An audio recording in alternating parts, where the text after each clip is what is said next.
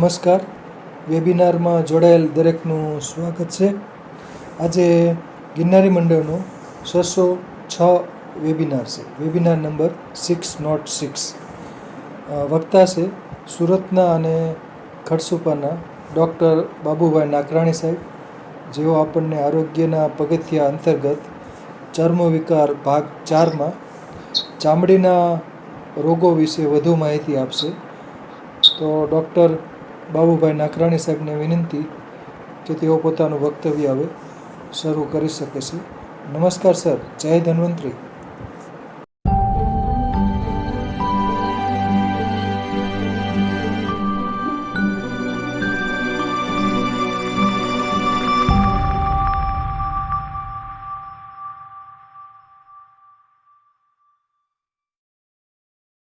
જય ધન્વંતરી. નમસ્કાર બધા મિત્રોને. નમામિ ધન્વંતરિમાદિદેવમ સુરાસુરૈર્વંદિત પાદ પદ્મમ લોકૈર્જરારોગ ભયમૃત્યુનાશમ ધાતારમીશમ વિવિધૌષધીનામ સંવ્યોમવાતા વનિવારિવાનિમ પંચ પ્રપંચાત્મક દેહભાજમ સંતાપ સંપાત જરાજ્વરાંતકમ નમામિ ધન્વંતરિમાદિદેવમ નાકામના સ્વર્ગ પામવાની નાકામના મોક્ષ પામવાની નાકામના લોકેશણાની બસ એક કામના રોગીના રોગ દૂર કરવાની. જય ધન્વંતરી બધા મિત્રોને. વિશેષ તો મિત્તલિયા સાહેબનો આ તકે આભાર એટલા માટે માનું છું કે ચર્મ વિકારની યાત્રા ખૂબ લાંબી છે અને આજે વિશ્વનો કોઈ એવો દેશ નહીં કે જે ચર્મ વિકારની અંદર મથતો ન હોય અને સતત ખોજ ન કરતો હોય. છતાં ઘણા બધા પ્રકરણો, ઘણા બધા સંશોધનો, ઘણી બધી જે માહિતીઓ છે એ સતત મેળવતા એની ઉપર કાબુ મેળવવા માટે પૂરું વિશ્વ જે મથામણ કરી રહ્યું છે. અને મિત્તલિયા સાહેબે કીધું કે આ ચર્મ વિકારનું ચાલુ રાખો. એક બાજુ આનંદ થયો. ગયા વખતે મેં બહુ સુપરફિશિયલ ચિકિત્સાની વાત કરી હતી. એક યોગ અને 2-4 નામ બોલી અને યોગનું નામ પૂરું કરી અને આગળ ચાલ એક વાત શોર્ટમાં આપવા પ્રયત્ન કરી હતી. પણ મને એવું લાગે છે કે આપણે આ થોડા ભલે 2-4 કે 5 યોગ જ હોય પણ થોડા એને ઊંડાણપૂર્વક જોઈએ તો આયુર્વેદની ચિકિત્સા શું છે એ ખબર પડશે. જેવી રીતે અત્યારે આયુર્વેદની વિરુદ્ધ ઘણું બધું વાતાવરણ ઊભું થઈ ગયું છે. પછી પતંજલિ હોય કે કોઈ પણ હોય, અને એનું કારણ છે કે વિશ્વ લેવલે અત્યારે બહુ મોટું આયુર્વેદનું જે પ્રોત્સાહન મળી રહ્યું છે એની વિરુદ્ધ પણ એક મોટી લોબી કામ કરી રહી છે. અને આ લોકોના બળની સામે અત્યારે આયુર્વેદનું નાનું એવું કહી શકાય વૃક્ષ, તેને બચાવવા માટે યત્કિંચિત આપણે બધાએ પ્રયત્ન કરવો જોઈએ. એટલા માટે કે ભાવપ્રકાશે હરડેની પહેલી જ વાત કરી અને હરડે માત્ર અંગુલી નિર્દેશ તરીકે છે. ત્યાર પછી તો બધી ઔષધિઓની આ જ રીતની વાત છે કે યસ્ય ગૃહે નાસ્તિ માતા તસ્ય માતા હરિતકી કદાચિત કુપ્યતે માતા ઉદરસ્થા ન તો કુપ્યતે હરિતકી સદૈવ હિતકારિણી. અંગુલી નિર્દેશ કર્યો છે. હરિતકીનું પ્રકરણ ચાલુ કર્યું ભાવપ્રકાશની અંદર, અને હરિતકીની અંદર હરિતકીના વર્ણન કરતા કરતા બહુ સરસ વાત કરી કે જેની ઘેરે કદાચ માં ન હોય તો ચિંતા કરવાની જરૂર નથી, કારણ કે હરિતકી એની માં છે. માતા હોય ને એની અંદર રાગ દ્વેષ 3 દોષનું ઇમ્બેલેન્સ સતત હોવાને કારણે માતા પણ ભાવે કભાવે કદાચ કોપાયમાન થાય.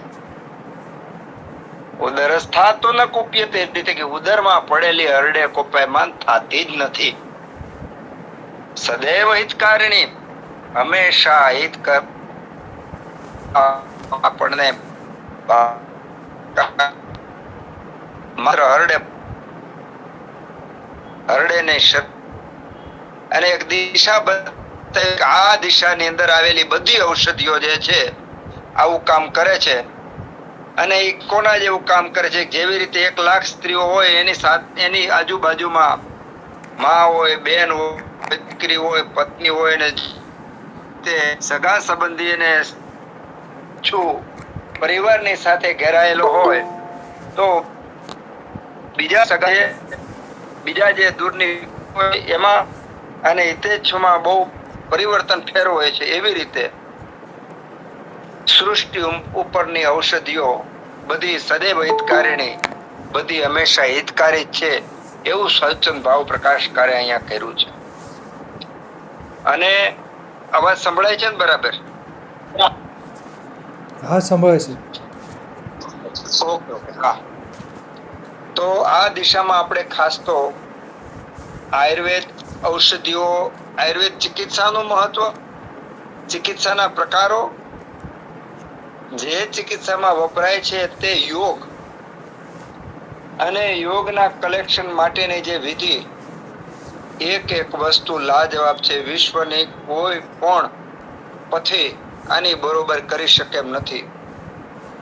કારણ કે દરેક ઔષધિઓમાં 1 કરતા વધારે રોગો મટાડવાના ગુણો છે. દરેક ઔષધિમાં 1 રોગો મટાડવાના ગુણો અને તમે સાઈડ ઇફેક્ટ કઈ નહીં મળે, અથવા સાઈડ ઇફેક્ટ કદાચ હશે ને તો પણ એ હિતકારિણી હશે એવું આજે આપણે જોઈ રહ્યા છીએ. પરંતુ જે લોકો આયુર્વેદના જ્ઞાતાઓ છે, આયુર્વેદના હિમાયતીઓ છે, એ લોકોએ આયુર્વેદના જ્ઞાન મેળવવા માટે આપણે બધાએ સતત એકબીજાની સાથે રહીને પ્રયત્ન કરવો પડશે. કારણ કે અત્યારે જે એક વંટોળ ચાલી રહ્યો છે આયુર્વેદની વિરોધનો, તેની સામે ગિરનારી મંડળ એકલું પૂરતું નથી. આવા હજારો ગિરનારી મંડળો અને ભારત સિવાયના બીજા દેશોને સાંકળતી કડી રૂપે લઈ અને જો કોઈ આ કામ કરી શકે તો એ આજના યુગની તાતી જરૂરિયાત છે. અને ભગવાન ધન્વંતરી આ કામ છે એ આપણને સારી રીતે કોઈ પણ લીડરના રૂપમાં કરી અને વિશ્વને આરોગ્યની એક નવી દિશા આપે એવી પ્રાર્થના કરીએ. 2-4 મૂળ આયુર્વેદની જે વાતો છે એને લઈ અને આપણે ગયા વખતે જે યોગની વાત કરી હતી કે આ યોગ દાખલા તરીકે મહામંજીષ્ઠાદી યોગ છે એ ચામડીના રોગો મટાડે એટલી વાત કરીને આપણે પૂરું કરી દીધું, અથવા એના 2-4 ઔષધો લીધા હતા. પણ મહામંજીષ્ઠાદી વાતને આપણે જેમ ઓળખીએ છીએ એટલું જ નથી. આયુર્વેદની અંદર અત્યારે ચર્મ વિકારની વાત કરીએ છીએ એમ ચર્મ વિકારની અંદર જે યોગોની વાત કરીએ આવી જ બધા રોગોની અંદર બધી જ જે યોગો આપેલા છે એ બધા જ અત્યારે જે આપણે વિવરણ કરીશું એ વિવરણ પ્રમાણે એ લાભ કરતા છે. પણ એમાં થોડું ઊંડાણપૂર્વક આપણે જોવું પડશે. ચર્મ વિકાર એ મૂળ આપણે વાત થઈ હતી કે 7 દોષ દુષ્ય ભેગા થાય ત્યાર પછી જ જે ચર્મ વિકાર કોષ્ઠી બહાર આવે છે. એમાંનો વાયુ, પિત્ત, કફ, રસ, રક્ત, માંસ અને લસિકા આ તો ઠીક. અને ચિકિત્સાની અંદર પણ આપણે જોયું કે દરેક ચિકિત્સાની અંદર વમન, વિરેચન, પંચકર્મની તો વાતો આવે. વિવિધ ઔષધિઓ વિવિધ યોગોનો ઉપયોગ કરવાનો આવે એમાં આપણે થોડું સમજીએ અત્યારે મહામંજિષ્ટાદિક વાત. પહેલા તો ચિકિત્સા જગતની અંદર જે 5 પ્રકારો આપ્યા છે આપણને ચિકિત્સાની અંદર ઔષધના રૂપમાં, એમાં કલ્ક,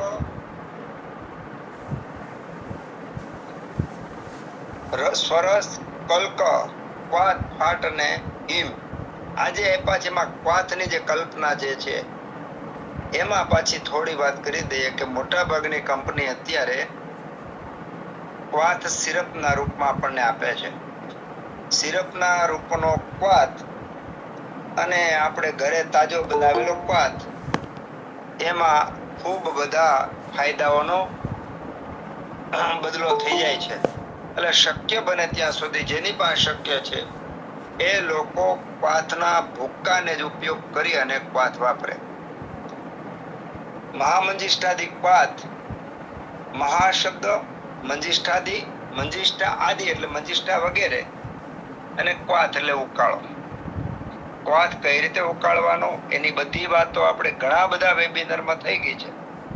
એટલે અહીંયા એના દ્રવ્યો અને એની બીજી બધી જે શરીર ઉપર થતી સારી અસરો, કયા કયા રોગમાં કામ કરે, એની ઉપર થોડું જોવા પ્રયત્ન કરીએ તો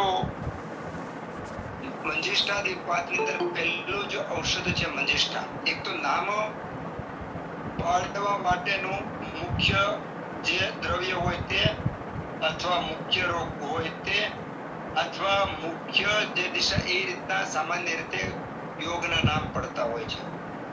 અહીંયા પહેલું ઔષધ મંજિષ્ઠા, પછી કોલિંજન, કંટકારી ને હરિદ્રા, દારૂ હરિદ્રા ને હરિતકી, બિભીતકી, આમલકી, શંખપુષ્પી, વાસા એટલે અરડુસી, પાઠા, ત્રિવૃત, ઉશી એટલે વાળો, મુસ્તક એટલે મોત, શુંઠી એટલે સૂંઠ, વચ્ચા, પટોલ, વિડમ, ચિત્રક, પીપલી, ભૃંગરાજ, વરુણ, આરગવત, કરંજ, પરપટક. પરપટક એટલે ખડસલિયો પિત્ત પાપડો. અત્યારે પિત્ત પાપડા તરીકે ખાખરાના બીજને પણ પિત્ત પાપડો કહે છે. એટલે અહીંયા ખડસલિયો પિત્ત પાપડો લેવાનો.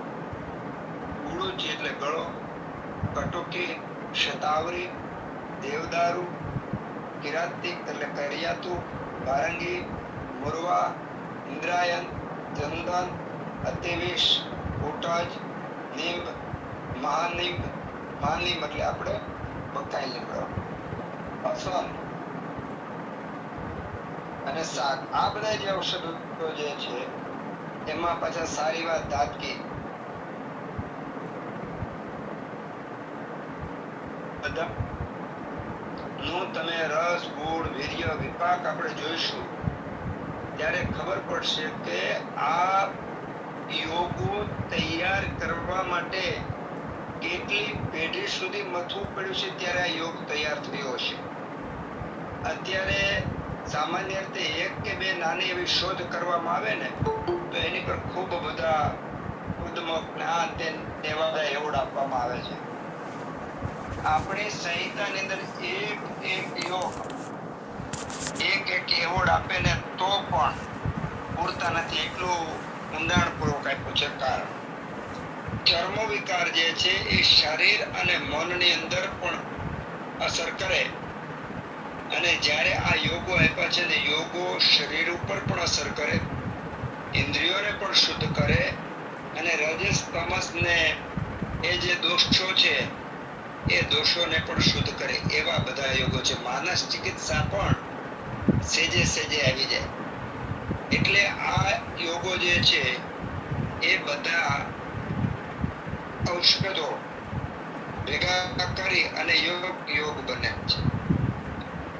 આ બધા ઔષધોને ભેગા કરવા માટેની પણ એક સિસ્ટમ છે કે રીત છે. રસ, ગુણ, વીર્ય, વિપાક અને પ્રભાવ એનાથી એક દિશામાં કામ કરતા હોય.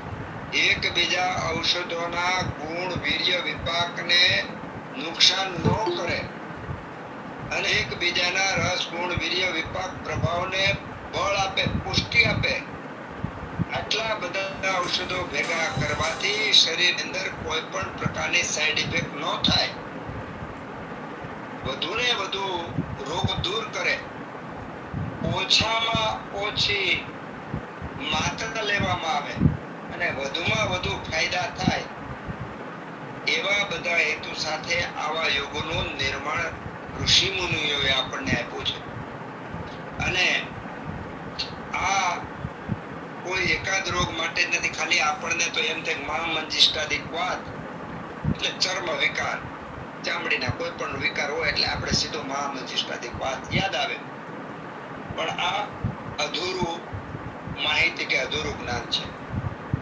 કારણ કે આની અંદરના જે ઔષધો છે એ ફરીવાર મારે બોલવાનું મન એટલા માટે થઈ જાય કે એક કરતા એક ઔષધો જે છે કે મંજીષ્ઠા, કોલેજન, કંટકારી, હરિદ્રા, દારૂ હરિદ્રા, હરિતકી, બીબીતકી, આમલકી, શંખપુષ્પી, વાસા, પાઠા, ત્રિવૃ, તુલસી, નમોસ્તક, ખૂંઠી, વચા, પટોલ, વિડંગ, ચિત્રક, પીપલી, ભૃંગરાજ, વરુણ, આરગવદ, કરંજ, પરપટક, ગુડુચી, કટુકી, શતાવરી, દેવદારુ, કિરાત, તિક્ત, ભારંગી, મોરવા, ઇન્દ્રાયન, ચંદ્રન, અતિવિશ, કુટજ, નિમ્મા, નિમસન, ઇન્દ્રવારુણી, શાક, સારી વાત ધાતકી, આ બધાય વિવિધ પ્રકારની ઔષધિઓ ભેગી કરીને એક જે યોગ બનાવ્યો છે, એ યોગનું આપણે જોઈએ કે એનું પરિણામ શું આવે છે આપણા માટે. પહેલામાં પહેલું પરિણામ આપણને ખબર નથી, અદ્ભુતમાં જો વધુમાં વધુ હોય તો રેજ્યુવેનેટિવ અર્થ તરીકે, એટલે કે બોડીને ડિટોક્સ કરવા માટેનો બેસ્ટમાં બેસ્ટ હોય ને તો આ મંજીષ્ઠાદિક વાત કામ કરે છે. અત્યારે ડિટોક્સ બધું ઘણા કરે, પણ આ ઔષધને જેવી રીતે કીધું છે એવી રીતે અભિમંત્રિત કરી શુભ ભાવના સાથે, આજે પેલો શ્લોક તો એટલા માટે જો આપણે જોયો કે આ ચિકિત્સાને સંલગ્ન છે કે ન કામના મોક્ષ પામવાની, ન સ્વર્ગ પામવાની, બસ એક કામના છે રોગીના રોગ દૂર કરવાની. આવી કામના સાથે જો કામ કરવામાં આવે, શુદ્ધ ભાવનાથી ઔષધનો સંગ્રહ કરવામાં આવે, શુદ્ધ ભાવનાથી જો ઔષધ બનાવવામાં આવે, તો હવે હું જે વાત કરું છું એ વાત બધી સિદ્ધ થાય કે આ મહામંજીષ્ટાદિક વાત જે છે એ ડિટોક્સ, બોડીને ડિટોક્સ કરવા માટેનો ઉત્તમમાં ઉત્તમ યોગ છે. એક જ ઔષધ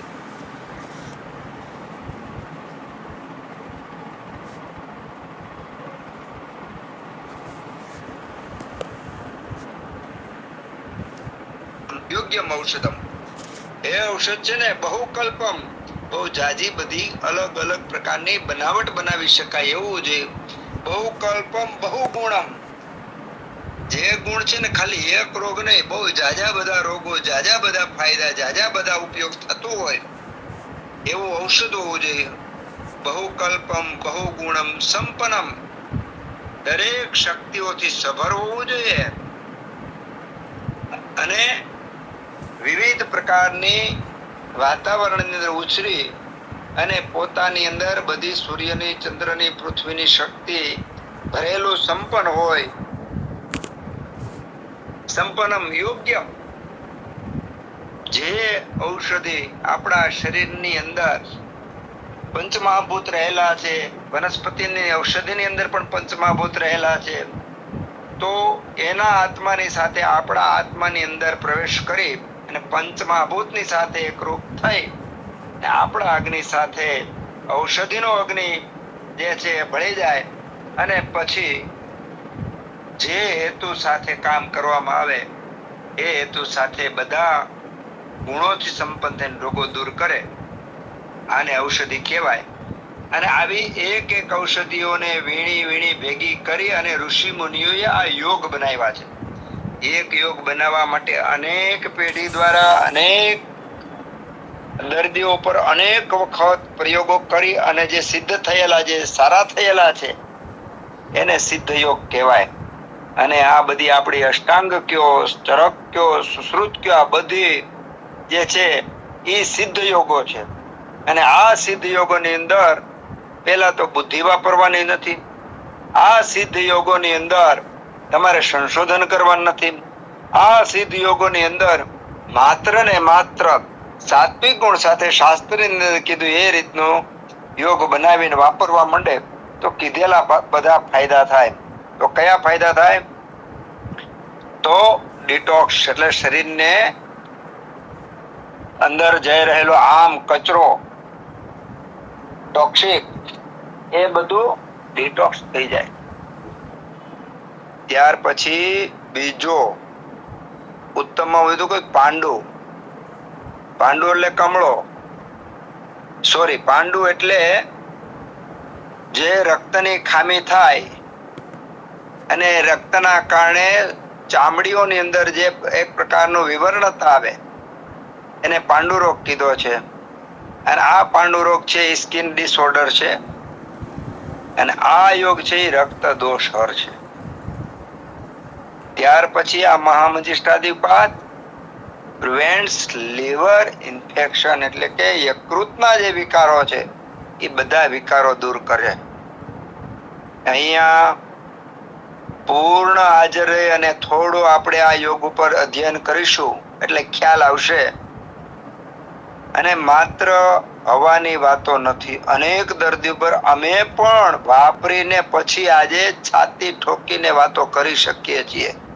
ઋષિ મુનિએ કીધું, ગુરુજનોએ કીધું, ઘણે સેમિનારમાં, વેબિનારમાં અને શિબિરોમાં સાંભળ્યું, અનુભવ કર્યો અને પછી ખૂબ દર્દીઓને આપ્યા. પછી આ એક નહીં બધા યોગોની આવી કમાલ છે. એટલે આ યકૃત વિકારમાં યકૃતના બધા રોગો દૂર કરે. કારણ કે ડિટોક્સ કરે છે. એટલું તો આપણે ડિટોક્સ શબ્દ છે જે ટોક્સિક છે, જે વિષ છે એને દૂર કરે છે. હવે વિષનો શબ્દ આવ્યો એટલે ત્યાં આપણને ફરીવાર પાછો આવશે કે અત્યારે આપણે ઝેરી હવા પીએ છીએ, ઝેરી ખોરાક ખાઈએ છીએ, ઝેરી પાણી પીએ છીએ. તો આનો ઉપાય શું? એનો ઉપાય ફરીવાર રિવર્સમાં જાઓ તો જે ઔષધિ સિંગલ હોય અથવા જે ઔષધિ યોગની અંદર વપરાતી હોય તો એ યોગ પણ સેવવા લાયક છે. દાખલા તરીકે એલોવેરા એટલે કે આપણે કુંવારપાઠો કુમારીને જે ધાતુ શોધન માટે વાપરે છે, શોધન મારણની અંદર તાંબુ, પિત્તળ, લોખંડ બધાની અંદર, તો ધાતુના શોધન માટે એલોવેરા એટલે કુમારી વપરાય છે. કુમારી જો ધાતુનું શોધન કરે ને એની આ ભયંકર દોષો ઝેરનો જો નાશ કરતું હોય તો એ એલોવેરાને શરીરમાં લેવાથી શરીરને પણ ઉત્તમમાં ઉત્તમ વિષ રહિત કરી અને સારામાં સારું સક્રિય કરે. આ એક દિશા સૂચન છે. એમ આ યકૃતના વિકારો પછી યકૃતની અંદર કેન્સર થયું હોય તો ભલે, યકૃતની અંદર સોજો હોય તો ભલે, યકૃતની અંદર જે બાઇલ સોલ્ટ બધા પાચક રસો બરાબર બનતા ન હોય એની અંદર એક પ્રકારનો ટોક્સિકને સંગ્રહ કરવાની ક્ષમતા હોય છે. એ ક્ષમતા ઓછી થઈ ગઈ તો આ બધા વિકારો દૂર કરવા માટે આ મહામંજીષ્ટાદિક વાત એક કાફી છે.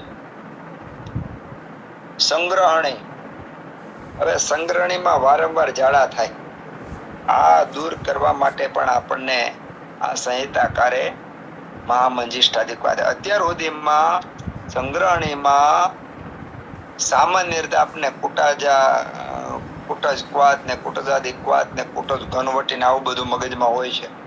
પણ જયારે એક એક યોગની અંદર ઊંડાણપૂર્વક આપણે જોઈએ ત્યારે ખબર પડે કે આ કેટલું બધું જાજા બધા રોગમાં ઉપયોગી છે. સંગ્રહણીને દૂર કરે છે. સંગ્રહણીને દૂર કરવાનું કારણ શરીરની અંદર રહેલા બેક્ટેરિયા, વાયરસ બધાનું તો દૂર કરી અને ઉત્તમમાં ઉત્તમ પાચનનું કામ પણ આ વાત કરે છે. અને જ્વર એટલે તાવને પણ મટાડે છે. કારણ કે તાવ છે ને એ સામાન્ય રીતે પિત્ત વિના તાવ હોતો જ નથી. પછી કફ જ હોય તોય ભલે, વાત જ હોય તોય ભલે, પણ તાવનું ઉત્પન્ન થવું એ અગ્નિની દૃષ્ટિ અને અગ્નિ દુષ્ટ થાય અને અગ્નિ પિત્તનું વિકૃતિ થવાને પરિણામે પછી વાયુને કફને જે કાંઈ ઉત્પત્તિ કરે સંપ્રાપ્તિમાં પણ મુખ્ય તો એની અંદર પિત્ત રહેલો છે. એટલે પિત્તનું શોધન કરે, રક્તનું શોધન કરનાર તો આમાં મંજિષ્ઠાદિક વાત છે. એટલે જ્વર્મની અંદર પણ મહામંજિષ્ઠાદિક વાત આપણે વાપરી શકાય છે. આજે એક યોગ વધારે સમજવાની જરૂર એટલે છે કે બાકી આપને દ્રષ્ટિ ખીલે કે દરેક યોગની અંદર આટલું ઊંડાણ હોય છે. કમળાની અંદર પણ મહામંજિષ્ઠાદિક વાત. હવે આજે અત્યારે મારે વાત કરવાની એટલી જ આવે છે કે એક ઔષધ બધા ભેગા કરી અને આટલા રોગો દૂર કરે છે, તો એ રોગો દૂર કરવાનું પણ કારણ છે ને એની પણ એક ડિસ્કસ થાય. પણ શોર્ટ ની અંદર આપણે જોઈ લઈએ કે કમળાની અંદર પણ મહામંજિષ્ઠાદિક વાત આપી શકાય છે અને કમળો દૂર કરે છે. ત્યારે સામાન્ય રીતે આપણને કમળો શબ્દ આવે એટલે તરત બે ચાર ઔષધિઓ અને બે ચાર વસ્તુ યાદ આવી જાય કે વિકળો યાદ આવે, શેરડી યાદ આવે, દ્રાક્ષ યાદ આવે, સાકર યાદ આવે, આવું બધું યાદ આવે. પણ જે વૈદ હોય એને કમળાની અંદર જો મહામંજિષ્ઠાદિક વાત દેખાય તો સમજવાનું કે શાસ્ત્રને બરાબર ઘોળીને પી ગયા છે અથવા પીવાનો પ્રયત્ન કરેલો છે.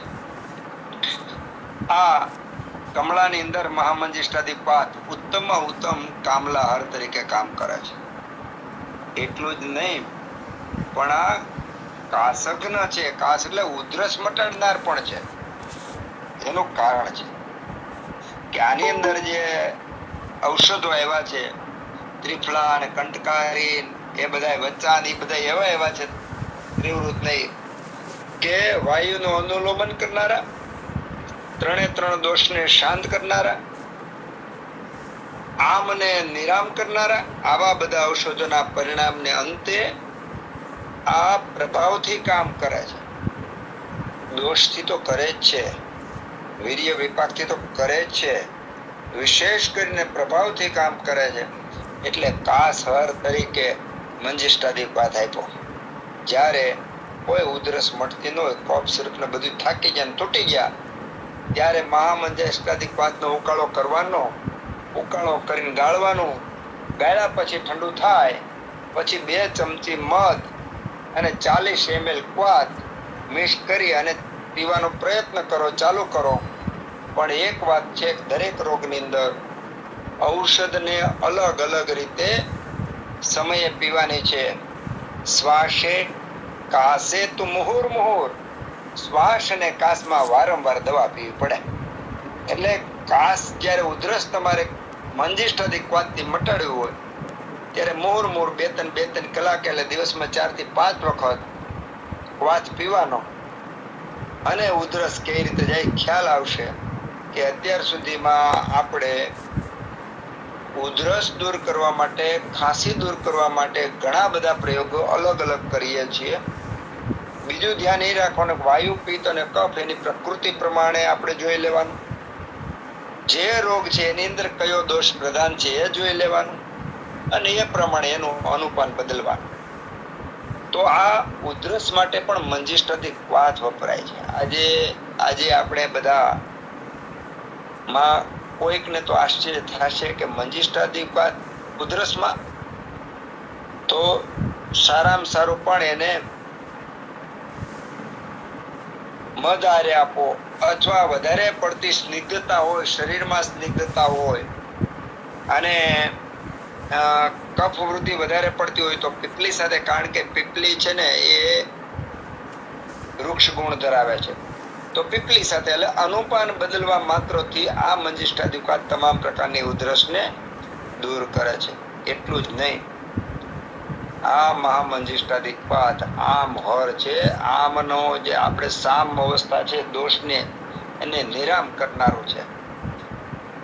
સામાન્ય રીતે શરીરની અંદર જઠરાગ્નિ હોય અને એક દિવસ ભૂખ ન લાગે એટલે આપણને એમ થાય કે હવે ભૂખ લાગી નથી ને અગ્નિ જે છે એ મંદ પડ્યો છે. જઠરાગ્નિ એક મંદ પડે ત્યારે જે આપણે ખોરાક ખાઈ એનું પાચન નથી થતું. એમ પાચન બગડતા સામ અવસ્થાની અંદર આવી જાય અને જ્યારે સામ અવસ્થા આવે ત્યારે માત્ર જઠરાગ્નિ નહીં, 5 ભૂતાગ્નિ નહીં, 7 ધાત્વાગ્નિ નહીં, 13 અગ્નિ તો મંદ પડે જ. 13માંથી એકાદો વિકૃત ભલે થાય, પણ શરીરની અંદર રહેલા લાખો કરોડો ચયાપચયની જે ક્રિયાઓ થાય છે, રાસાયણિક ક્રિયાઓ થાય છે, બધી ક્રિયાઓ સામ અવસ્થામાં થાય છે. એના પરિણામે શરીરની અંદર નવા રોગો ઉત્પન્ન થાય છે, વિકૃતિ ઉત્પન્ન થાય છે. એટલે આમ અવસ્થાને ઓળખવી, આમને નિરામ કરવી એ માત્ર વૈદ્યોનું કામ નથી. આમ અવસ્થા આવી છે, આમ પબ્લિકને પણ ખબર પડવી જોઈએ કે ભાઈ આ આમ અવસ્થા છે અને નિરામ કેમ કરવી. તો ક્યારેક લંઘનથી નિરામ કરવામાં આવે, ક્યારેક લઘુ એટલે હળવા ખોરાકથી કરવામાં આવે, ક્યારેક કસરતથી કરવામાં આવે, ક્યારેક તડકાનું સેવન કરવાથી આવે, ક્યારેક વધારે પડતો શ્રમ કરવાથી આવે. આવા અલગ અલગ ઉપાયથી સામ અવસ્થાને નિરામ અવસ્થામાં લાવી શકાય છે. કારણ કે આયુઃ કામય માનેન ધર્મ અર્થ સુખ સાધનમ આયુર્વેદોપદેશેષુ વિધેય પરમાદ્ર. આયુર્વેદનું પ્રયોજન માત્ર વૈદ્યો પૂરતું સીમિત નથી. જે લોકો પોતાના આયુષ્યની રક્ષા કરવા માંગે છે એવી વ્યક્તિઓની સાથે સાથે જે લોકો ધર્મ, અર્થ અને કામ, આ ત્રણ જે પુરુષાર્થ છે એની પૂર્તિ કરવા માંગતા હોય એ દરેક વ્યક્તિએ આયુર્વેદને જાણવાનું છે. મોક્ષની પ્રાપ્તિ પણ આયુર્વેદની સિદ્ધિથી જ, નિરામ અવસ્થાથી જ ઉપલબ્ધ છે. એટલે 4 પુરુષાર્થ આપણને આયુર્વેદના પાલનથી સેજે મળી જાય છે. એમ આમ હર શબ્દ બહુ મોટો છે. મંજિષ્ઠાદિક્વાદ જે છે એ આમને દૂર કરે છે. આમ સર્વ શરીરની અંદર રહેલો અણુમાં વ્યાપેલો આમ, કે જે આમ યોગ્ય પ્રક્રિયા, યોગ્ય કેમિકલ પ્રોસેસ થવા દેતો નથી, ચયાપચયની યોગ્ય રીતે ક્રિયા થવા નથી દેતું. પરસેવો જેવી રીતે નીકળવો એવી રીતે પરસેવો નહીં નીકળે, મળ મૂત્રની જે પ્રવૃત્તિ છે એ રીતે નહીં નીકળે, પાચનની પ્રવૃત્તિ બરાબર નહીં થાય, આંતરડાનું જે શોષણ કરવાનું કામ છે યોગ્ય રીતે નહીં થાય. દરેક પ્રક્રિયા, દરેક જે કાર્ય છે એ અયોગ્ય રીતે બહારું થશે, આમની સાથે થશે. એટલે એનાથી જે ઉત્પન્ન થતા જે દોષો છે, રોગો છે, એ રોગોનો ઉપાય ઔષધ નથી. એ રોગોનો પહેલો ઉપાય લંઘન આદિ જે છે એના પછી ઔષધ છે. અને એ ઔષધ આયુર્વેદથી જે નિરામ અવસ્થા આવે એવી નિરામ અવસ્થા આપણને બીજે ક્યાંય મળે નહીં. કારણ કે અહીંયા ખાલી આપણે મંજિષ્ઠાદિની જ વાત કરીએ છીએ, બીજાની તો આપણે જ્યારે વાત કરતા હોય ત્યારે અહીંયા માત્ર અંગુલી નિર્દેશ છે. હું મહામંજિષ્ઠાદિની જે વાત કરું છું એ રીતે બધા યોગને બરાબર વિસ્તૃત રીતે વિચારવાનું, સમજવાનું. તો આ મને દૂર કરનારા જે ઔષધો અહીંયા હરડે છે, ત્રિવૃત છે, મુસ્તક છે, વચા છે, ચિત્રક છે, ભૃંગરાજ છે, આરગવત છે, કટુકી પિત્તનું ઉત્તમમાં ઉત્તમ વિરેચન કરનાર છે. આ બધા ઔષધો જે છે શરીરની અંદર રહેલા દોષોને નિરામ કરે છે. જે વૈદ્યને સામને નિરામ કરવાની ચિકિત્સાની ખબર પડી એ વૈદ્યનું 80% કામ પૂરું થઈ ગયું. 80% દર્દો મટે જ. એને યોગો વહેલા મોડા આવડે કે ન આવડે, એને બીજું આવડે કે નહીં આવડે, પણ સામ અવસ્થાને નિરામ અવસ્થા બનાવતા આવડી ગયું. ક્યારેક લંઘનથી કરાવવાનું, ક્યારેક લઘુ આહારથી કરાવવાનું, ક્યારેક વ્યાયામથી કરાવવાનું. એમ આ વૈદ્યની મોટામાં મોટી જે ચિકિત્સાની ચિંતા છે એ મહામંજિષ્ઠાદિક્વાદથી આમ હર તરીકે આને લીધું છે. બહુ મોટી વાત કરી દીધી સંહિતાકારે.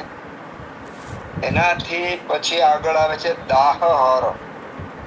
દાહ એટલે શરીરની ગરમી. ક્યાંય પણ ગરમી હોય, પછી તાવની ગરમી હોય તો ભલે, રક્તનો પ્રકોપ હોય તો ભલે, એસિડિટી હોય તો ભલે, પેટમાં બળતું હોય, છાતીમાં બળતું હોય, પેશાબમાં બળતું હોય, હાથ પગના તળિયામાં બળતરા થતી હોય, બળતરા ક્યાંય પણ હોય, દાહ ક્યાંય પણ હોય, પિત્તની વિકૃતિ ક્યાંય પણ હોય, તો બધા દાહના કામની અંદર મહામંજિષ્ટાદિક્પાત વપરાય છે. આગળ આપણે જોયું જ્વરની અંદર પણ મંજિષ્ટાદિપાત વપરાય છે. જ્વરની અંદર પણ પિત્ત વિકૃતિ ને રક્ત વિકૃતિ થઈને પૂરા શરીરની અંદર વ્યાપી જાય અગ્નિ દુષ્ટ થઈને. એ જ પ્રશ્ન શરીરમાં ક્યાંય પણ દાહ હોય તો દાહ શરીરની દાહ પાછા બે પ્રકાર, અંતઃ અને બાહ્ય. આખા શરીરની ચામડીની બહારના ભાગમાં દાહ હોય તો પણ આ મટાડે, અંતઃ એટલે અંદર હોય તોય પણ મટાડે. ફરીવાર તમારો પ્રશ્ન થાય કે અમે તો ઘણીવાર મહામંજિષ્ટાદિક્પાત વાપરો પણ સાહેબ તમે બોલો છો એવું પરિણામ આવતું નથી. અને આ તમારો પ્રશ્ન પણ સાચો છે. એનો હું એક જ વાક્યમાં જવાબ દઉં છું કે જેમણે આ બતાવ્યું છે, જે રીતે કરવાનું કીધું છે, જે ભાવનાથી કરવાનું કીધું છે અને જે ભાવનાથી વાપરવાનું કીધું છે, આનો સરવાળો કરે જો વાપરવામાં આવે તો પરિણામ આવે. એટલે દાહર એટલે શરીરની અંદર બળતરા દૂર કરે. હવે થોડું આશ્ચર્ય થશે કે હવે જે હું વાત કરું છું આશ્ચર્ય થશે, કારણ કે શ્વાસ હર. આજે તમને કોઈ એવું ગામ નહીં મળે કે જ્યાં 10-20 શ્વાસના દર્દી ન હોય. દેશ તો નહીં જ મળે શ્વાસના દર્દી નહીં હોય. ભારતની અંદર શ્વાસના દર્દી છે એવું નથી. અમેરિકા વગેરે દેશો જે ખાવા પીવામાં વાતાવરણમાં 100% શુદ્ધ છે, એટલું બધું એક્ટિવ ને એલર્ટ છે, છતાંય એ લોકોમાં શ્વાસની ને એલર્જીની બીમારી કદાચ એવું કહી શકાય કે આપણા કરતા ઘણી બધી વધારે છે. એટલું જ નહીં, આપણામાં જે શ્વાસ અને કાસ ઉધરસ ની એલર્જી જે છે એને સહન કરવાની ક્ષમતા જે ભારતના દર્દીમાં છે એટલી સહન કરવાની શક્તિ કહેવાતા વિકસિત દેશોની નથી. એનું કારણ છે કે આ શ્વાસ આદિ વગેરે થવાના ઘણા બધા કારણો છે. એમાં આમ પણ આવી ગયો, પાચન પણ આવી ગયો, દોષોની વિકૃતિની તો આવી ગયું, પણ સાથે સાથે જે ધૂળ, રજ, પોલ્યુશન આ બધા પણ આવી ગયા. એની સામે લડવા માટે જે જાતિ મનુષ્યની કે કોઈ પણ વધુમાં વધુ એની સાથે લડતી હોય તેની સામે વધુમાં વધુ રક્ષણાત્મક શક્તિ એમાં આવી હોય. એક વખત ચેસ્ટ ફિઝિશિયન, બાળકોના ચેસ્ટ ફિઝિશિયનને મળવાનું થયું, એનો સેમિનાર સાંભળવાનું થયું અને એમણે બહુ મોટી વાત કરી કે જે બાળકને માતા પિતા કે ડોક્ટર દ્વારા ખાંસી શરદી થાય અને તરત દવા આપી દેવામાં આવે અને બીમારીમાં રોગમાંથી મુક્ત કરવામાં આવે ને રોગ આવવા દેતા નથી, આ માતા પિતા બાળકના દુશ્મન છે. કારણ કે બાળકનો રોગ પ્રતિકારક શક્તિ ઉત્પન્ન થાય એના પહેલા તો એનો રોગ દૂર કરવા માટેની ટ્રીટમેન્ટ આપી દેવામાં આવે છે. અને આ વાત એટલી બધી સરસ આયુર્વેદ સાથે બંધ બેસતી છે. અને ત્યારે સાહેબને રૂબરૂ મળી અને ખૂબ ધન્યવાદ આપ્યા, કારણ કે આ વાક્ય જ્યારે એ એક ચેસ્ટ ફિઝિશિયન થઈ અને બોલે છે તો બહુ મોટી વાત છે. ધન્યવાદ દેવા, આપણે ખુલ્લા દિલથી વાત કરી. તો શરદી ઉધરસ થયા હોય અને ચણા મમરાની જેમ દવા ખાનારા દર્દીઓ પણ ચેતે અને ચણા મમરાની જેમ દવા આપનારા વૈદ્યો અને ડોક્ટરો પણ ચેતે કે સામાન્ય રીતે શરદી ઉધરસમાં એલર્જીની અંદર રોગ પ્રતિકારક શક્તિ ઉત્પન્ન થાય એ બહુ જરૂરી છે. એ સેમિનારની અંદર બીજી એક સરસ મજાની વાત કરી છે કે જે બાળક વધારે રોવે એ બાળકનું ફેફસું મજબૂત થાય. વાક્ય બહુ સાદું છે પણ વાક્ય બહુ મહત્વનું છે. મહત્વનું એટલા માટે છે કે આપણે સામાન્ય રીતે બાળકને રડે નહીં એના માટેના ખૂબ પ્રયત્નો કરી છે. બાળકને રડાવવાનું નથી, પણ સહેજે સહેજે વાતમાં બાળક જ્યારે રડતું હોય ત્યારે બાળકના ફેફસાની અભૂતપૂર્વ કસરત થતી હોય છે બાલ્યાવસ્થાની અંદર. તો આવા બધા જે કારણો છે શ્વાસને મટાડનારા, એ કારણો મટાડનારા કારણોથી આપણે દૂર રહી અને સીધી જે ચિકિત્સા કરવામાં આવે છે ત્યાં થોડીક બ્રેક મારવાની જરૂર છે, સમજવાની જરૂર છે પહેલું.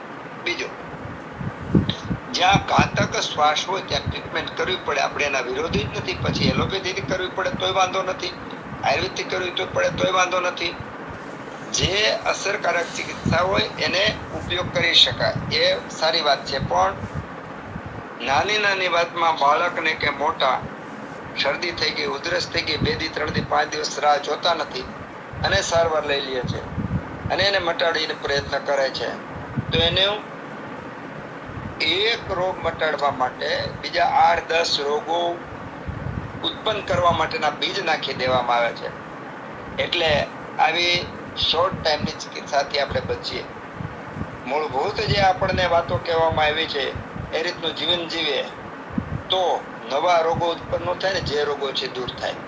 હવે એક મંજિષ્ઠાધિક વાત શ્વાસ દૂર કરે એ જ્યારે વાતો આપણને બેસે, શ્વાસના દર્દીઓને મંજિષ્ઠાધિક વાત આપીએ અને આ શ્વાસના દર્દીઓને મંજિષ્ઠાધિક વાતથી શ્વાસમાં કાયમી રાહત મળે, ઉધરસમાં કાયમી રાહત મળે, ત્યારે નાચવાનું મન થઈ જાય કે શું વાત કરી છે.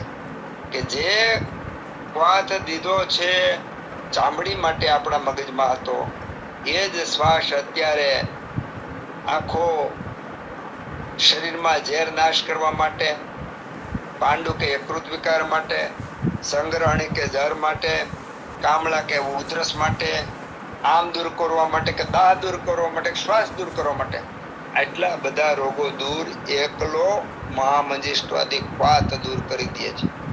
એટલું જ નથી, દીપન ગુણ પણ કરે છે.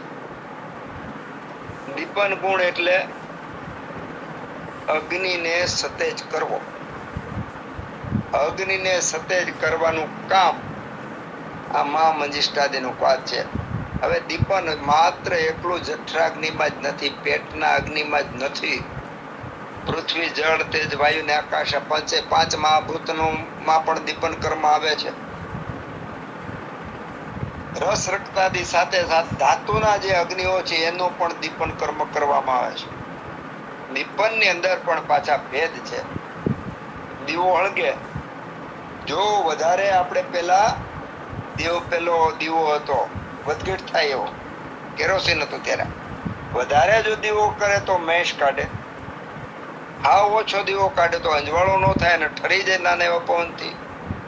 દીવો એટલો હોવો જોઈએ કે જે માપનો અંજવાળો કાઢે, મેશ થાય નહીં, વધારે કેરોસીન વપરાય નહીં, આજે ટાઈપનો હોય તો એ યોગ્ય દીવો કહેવાય. એમ દીપન કર્મ યોગ્ય રીતે મંજિષ્ઠાધિક વાતથી થાય છે કે એમાં જઠરાગ્નિ હોય તોય ભલે, ધાત્વાગ્નિ હોય તોય ભલે, મહાભૂતનો અગ્નિ હોય તોય ભલે, પણ એની સાથે આગળની વાત વધારાની થોડી વાત કરી દઉં કે પૂરેપૂરા શરીરની અંદર જેટલી બધી પ્રોસેસ ને પ્રક્રિયા થાય છે એ બધી આ 13 અગ્નિને અવલંબીને જ થાય છે. બધી પ્રક્રિયા અગ્નિથી જ થાય છે અને આ બધી પ્રક્રિયા પ્રોસેસ ઉત્તમમાં ઉત્તમ સારું અને વ્યવસ્થિત જો દીપન હોય તો શરીરની અંદર રોગો જન્મે જ નહીં. અથવા વ્યવસ્થિત દીપન કર્મ થતું હોય તો રોગો હોય તો ધીમે ધીમે દૂર થતા જાય. એનું કારણ છે યોગ્ય અગ્નિ યોગ્ય દીપન કર્મ થતું હોય તો શરીરની અંદર રહેલા સશક્ત કોષો મજબૂત બને, નિર્બળ કોષો મજબૂત બને, આમ દૂર થાય, વાયુ પિત્ત કફ બેલેન્સ થાય, વાયુનું અનુલોમન થાય અને શરીર નિરોગી થાય.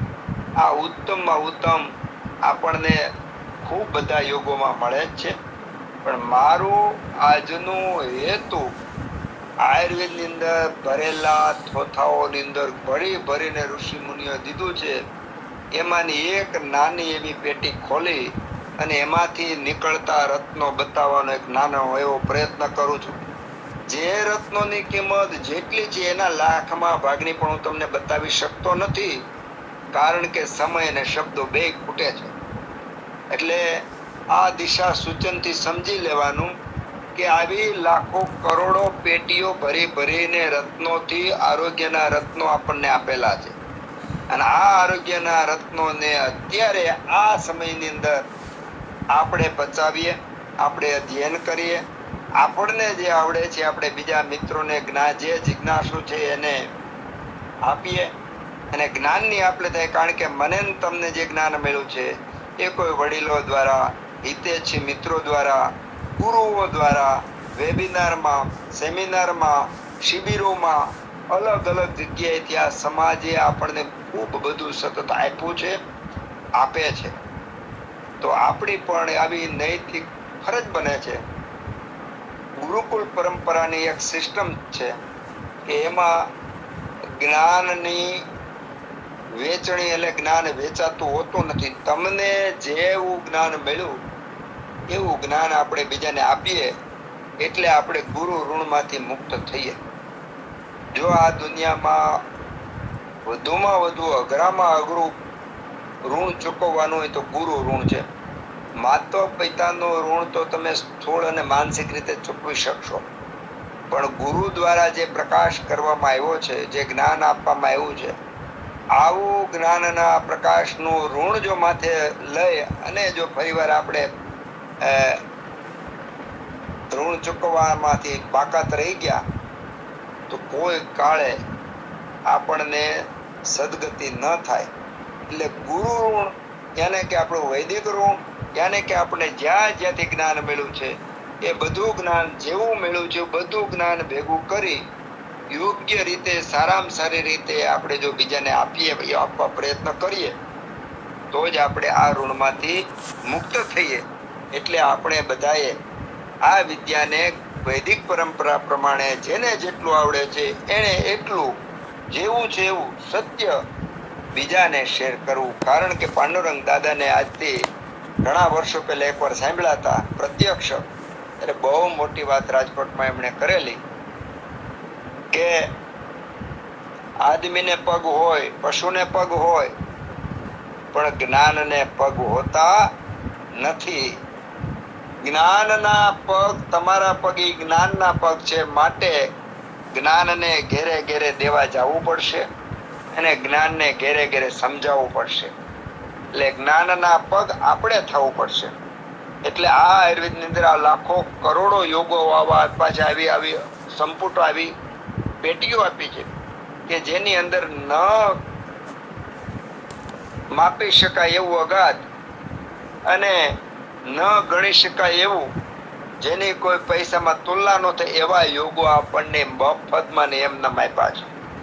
તો આનો આપણે આત્મસાત કરીએ, દર્દીઓ પર આપીએ, એના પ્રયોગો મેળવીએ, અને પછી જે નાચવાનું મન થાય અને આ જ્ઞાન વેચવાનું મન થાય એ સ્થિતિ સાચી. આવી સ્થિતિ હું ભગવાનને ફરીવાર પ્રાર્થના કરું કે આવી સ્થિતિ મારીને તમારી સતત બને અને સતત આપણે આ સમાજ માટે આ કામ કરતા રહીએ એવી પ્રાર્થના સાથે ફરીવાર પાછો મંજીષ્ઠાદીનો એક નવો રત્ન પાછો આપું છું કે આ દીપન તો કરે છે પણ સાથે પાચન પણ કરે છે. દીપન પાચન ની અંદર થોડો મિત્રો ફેર છે. દીપન એટલે તમને વાત કરીએ શુદ્ધ, પવિત્ર, યોગ્ય અગ્નિ કે જેવો જ્યાં જેમ જોતો એવો અગ્નિ હોય. પછી સાંધાના હાડકાના સાંધામાં જ્યાં જેમ જોતો તો ત્યાં ઈ, ફેફસામાં જ્યાં જોતો તો ઈ, જઠરાગ્નિમાં જ્યાં જોતો તો ઈ, નખના ને વાળના, આંખના ને દાંતના, કાનના ને પાપડના, જ્યાં જેવો જોતો તો એવો યોગ્ય પ્રમાણમાં ને યોગ્ય હોય એને દીપન શબ્દ આપ્યો છે. અગ્નિ દીપનનું કામ તો કરે, પણ મંજિષ્ઠાદિક વાત પાછું પાચનનું કામ પણ કરે છે. દીપન સારું હોય તો એનું પાચન સારું હોવું જરૂરી નથી. પાચન એટલે પેલું આપણે જઠરાગ્નિ લઈએ, ખાધેલું પચી જાય એને આપણે એમ કે આને બહુ સારું પચી જાય છે એવો શબ્દ વાપરીએ. એનાથી બે ડગલા આગળ જઈએ તો પંચમહાભૂત, પૃથ્વી, જળ, તેજ, વાયુ ને આકાશ, આ પંચમહાભૂત દરેકના અગ્નિ છે. અને આ અગ્નિને સમજવા માટે આપણે એક વખત વાત કરી હતી કે ફ્રીજમાં રહેલી વસ્તુ, ફ્રીજમાં મૂકેલી વસ્તુ આપણે ખાવી ન જોઈએ. કારણ કે ફ્રીજમાં મૂકેલી વસ્તુનો બહાર હતી ત્યારે એનો અગ્નિ અલગ હતો, એનું તાપમાન અલગ હતું.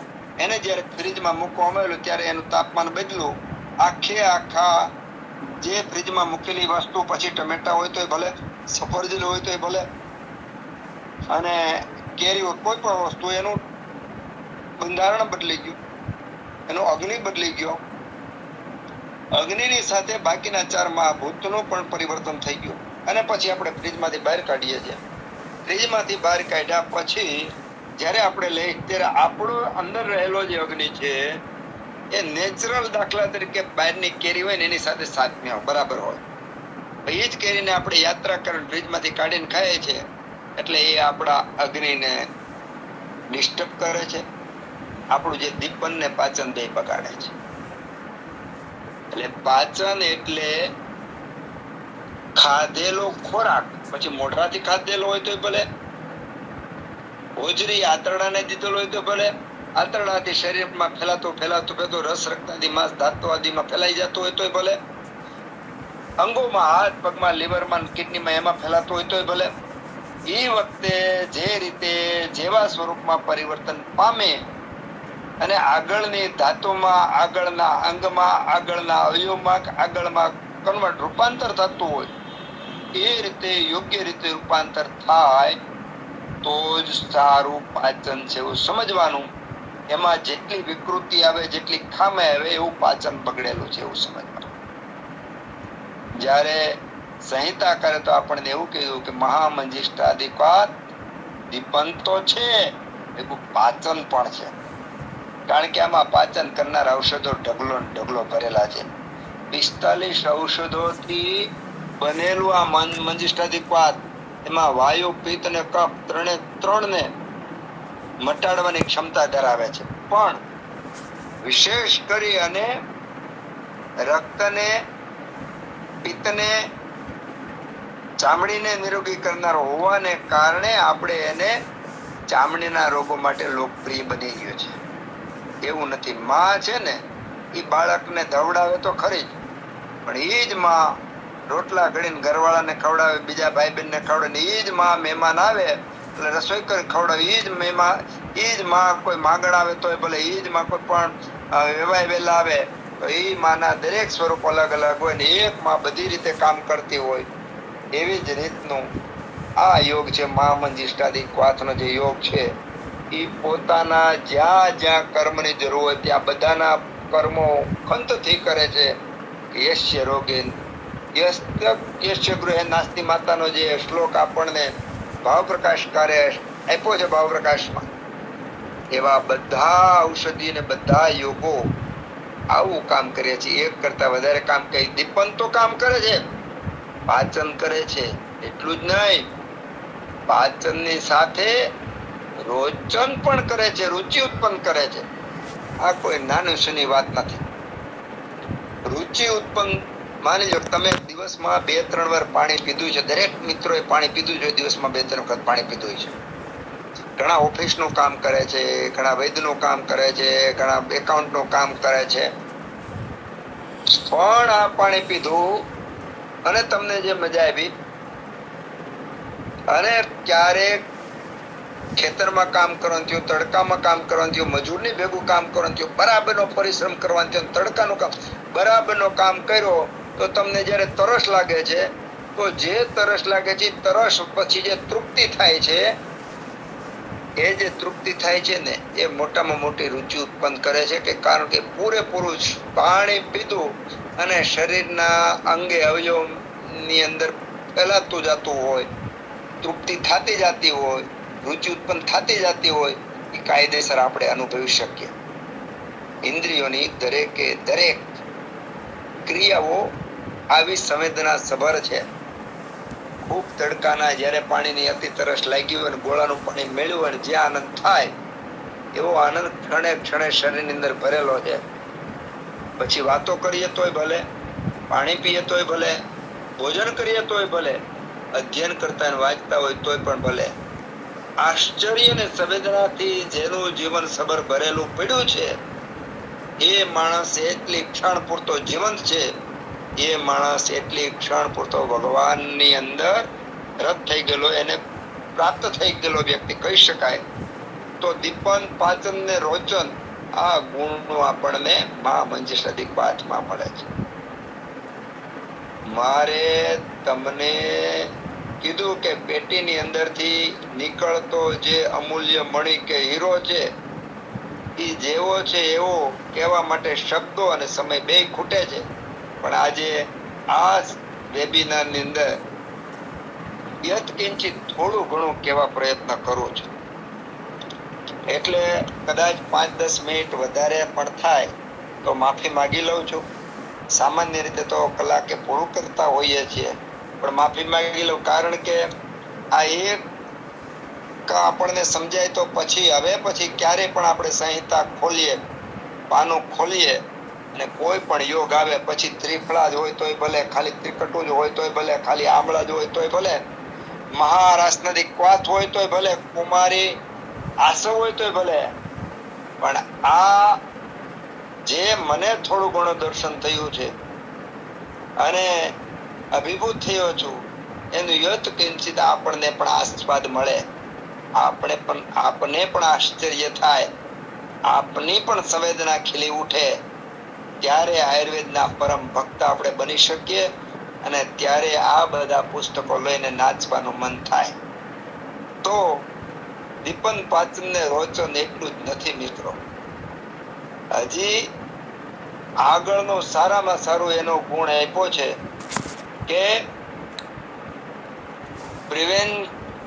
પ્રિવેન્ટ્સ બ્લોટિંગ ઇન્ડાઇજેશન, એટલે કુપોષણ ને કુપાચન છે એને અટકાવે છે. જોવો તો ખરા, માં હાલી જાતી હોય, દીકરાને ઠેસ આવવાની હોય, માં જોઈ રહી છે તરત જ હાથથી ઉચકી લે છે, એ માં જેવું ધ્યાન રાખે છે ને એવું આ યોગ ધ્યાન રાખે છે કે રોચન કરે, દીપન કરે, પાચન કરે, એટલા રોગો તો દૂર કરે, પણ કુપાચન પણ દૂર. કુપાચન થવા જ નથી દેતું.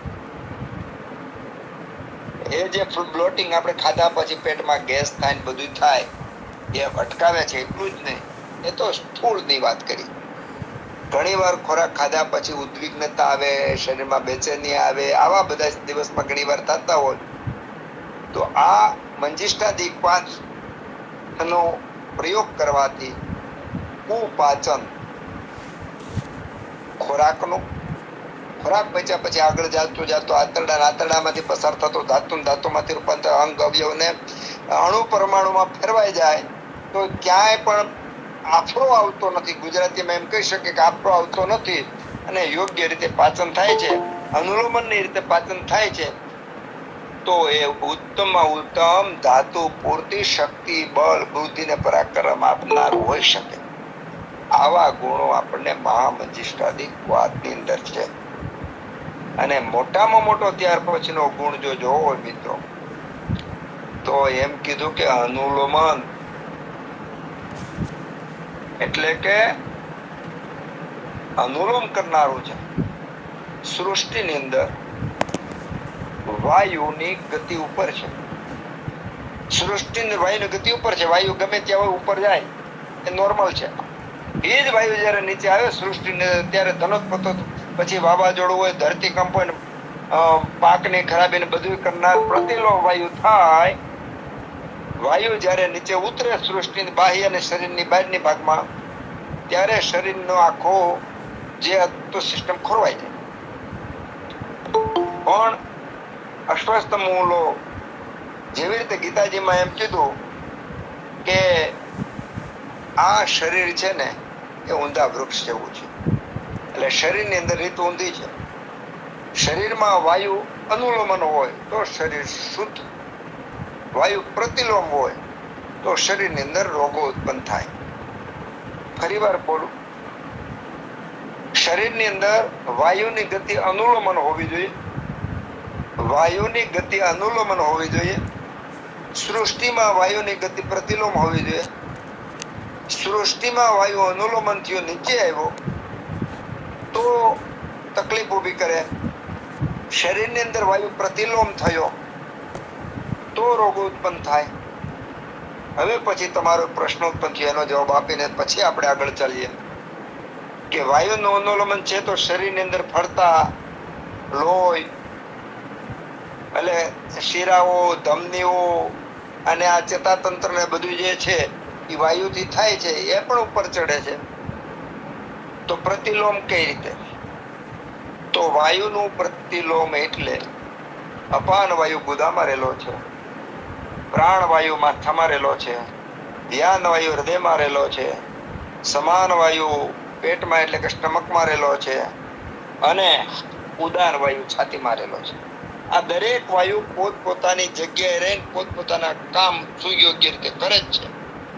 પણ જો વાયુ અપાન વાયુ જેમાં બગડ્યો તો બધા વાયુને બહુ વધારે ડિસ્ટર્બ કરે છે. વાયુની ગતિ શરીરની અંદર અનુલોમન હોય, નીચેના બાજુ હોય તો એ કોઈ પણ પ્રકારના રોગો ઉત્પન્ન કરતો નથી, ડિસ્ટર્બ કરતો નથી. માની લ્યો કે પગમાંથી રક્ત હૃદય સુધી ઉપર પહોંચવા જવા પ્રયત્ન કરે છે. હવે જો વાયુ અનુલોમન ન હોય, વાયુ પ્રતિલોમન હોય તો બધા જે છે એ પૃથ્વી વગેરે મહાભૂત ઘનતા વધી જાય. એના પરિણામે હૃદયની અંદર થક્કા એટલે કે લોહી જામી જાય અને એ ત્યાં યોગ્ય રીતે કામ નહીં કરી શકે. એટલે વાયુનું અનુલોમન હોવું એ રોગ ન થવા માટે અથવા રોગ દૂર કરવા માટેનું એક સારામાં સારું આપણે માર્ગદર્શન છે. અને અહીંયા મહામંજિષ્ટાદિક વાત અનુલોમન કામ કરે છે. અનુલોમન એક અમારા ગુરુ એવું કહેતા કે ભાઈ મૃત્યુ બે જ કારણથી થાય, બે ભેગા થાય કારણ તો જ માણસ મૃત્યુ પર. આ કારણો ભેગા ન થાય તો માણસનું મૃત્યુ નહીં. અમર થવાનો પણ આ જ રસ્તો અને મૃત્યુનો પણ આ જ કારણ. વાયુ પ્રતિલોમ થાય અને અગ્નિ દુષ્ટ થાય તો જ મૃત્યુ થાય. બાકી અગ્નિ દુષ્ટ અને વાયુ પ્રતિલોમ ન થયો હોય તો કોઈનું મૃત્યુ શક્ય જ નથી. અમર થવા માટેનું પણ આ સૂત્ર છે કે જ્યાં સુધી અગ્નિ, આપણે આમાં દીપન પાચન કીધું એમ અગ્નિ બરાબર હોય, અગ્નિ સમ હોય અને વાયુ અનુલોમન હોય ત્યાં સુધી કોઈનું મૃત્યુ થતું જ નથી. એટલે માણસને અમર થવાનું પણ આ સૂત્ર છે કે અગ્નિ સમ અને વાયુનું અનુલોમન, આ અમર થવાનું. રોગો દૂર કરવા માટેનું પણ આ જ છે કે અગ્નિને સમ બનાવીએ અને વાયુનું અનુલોમન કરીએ તો ગમે તેવા રોગો હોય તો એ રોગો પણ દૂર થઈ જાય. એટલે આપણને અહીંયા એક વધારે પડતી વાત કરી દીધી કે આ અનુલોમન કાર્ય પણ કરે છે. એટલું જ નથી, વયઃ સ્થાપન બે રીતે આપણે એને જોવાનું છે. બાળપણમાં જે ઉંમરમાં જેવા ગુણ સંપન્ન હોય ત્યારે એવા ગુણ સંપન્ન જ હોવું જોઈએ. યુવાવસ્થામાં જે ગુણ સંપન્ન હોય એ ગુણ સંપન્ન મારીએ, વૃદ્ધાવસ્થામાં જે ગુણ સંપન્ન હોય એ ગુણ રે અને વયસ્થાપન કહેવાય. એનાથી એક ડગલું આગળ આયુર્વેદની અંદર વયસ્થાપનનો એક શબ્દ આપ્યો છે કે વૃદ્ધાવસ્થાને કારણે થતા રોગો એ અટકે અને વૃદ્ધાવસ્થાને કારણે થતા રોગો રોગ દૂર કરે, પીડા દૂર કરે, એને મટાડવા માટેનો જે શાસ્ત્ર છે, એને મટાડવા માટેના જે ઉપાયો છે એ રસાયણ કર્મ કીધો છે. અને આ મંજિષ્ઠા જે છે, મંજિષ્ઠાદિક વાત એ રસાયણનું કામ કરે છે, એટલે વયસ્થાપનનું પણ કામ કરે છે. અને એટલેથી આ કામ અટકતું નથી. આ શોણિત સ્થાપનનું પણ કામ કરે છે, એટલે કે ક્યાંય બ્લીડિંગ થતું હોય તો એને રોકવાનું કામ કરે છે. હવે સમય ઓવર થતો જાય છે.